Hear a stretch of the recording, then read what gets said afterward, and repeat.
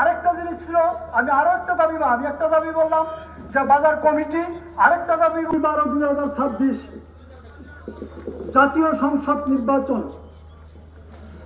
বাজার সম্বন্ধে আমরা একটা অভিভাবক পাইছি।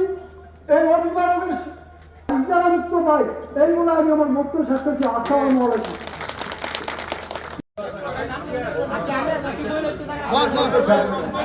বলেন চাচা, বাইরের জায়গা যদি ব্যবস্থা করা হয় তাহলে কি আপনাদের জন্য সুবিধা হইব?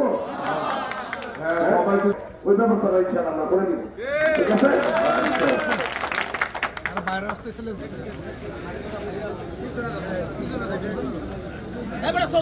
নাজিল করে দেন। আয় আল্লাহ তাআলা, দেশ নেত্রী বেগম খালেদা জিয়া বাতিল সুস্থতা জনগণ চায়। আপনার মেহরবানি করে দলমত নির্বিশেষে সবাই আপনার বান্দিকে মুহাজিয়াকে পুরোপুরি শিফায়া নসিব করে দেন।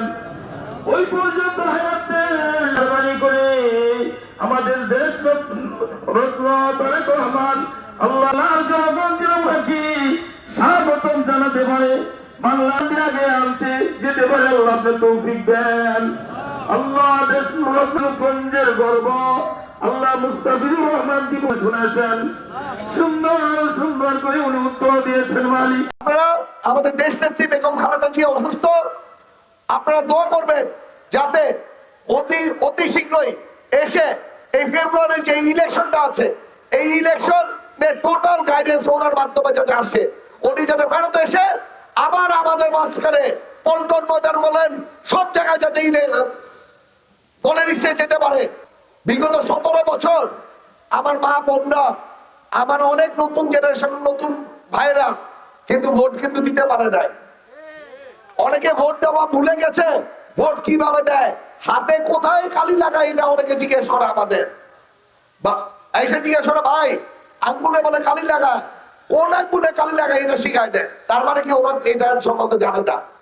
তাই এই নতুন জেনারেশন আমার মা বোনরা যাতে ভোট কেন্দ্রে যায়, ভোট কেন্দ্রে নেওয়ার দায়িত্ব আমাদের সকলকে।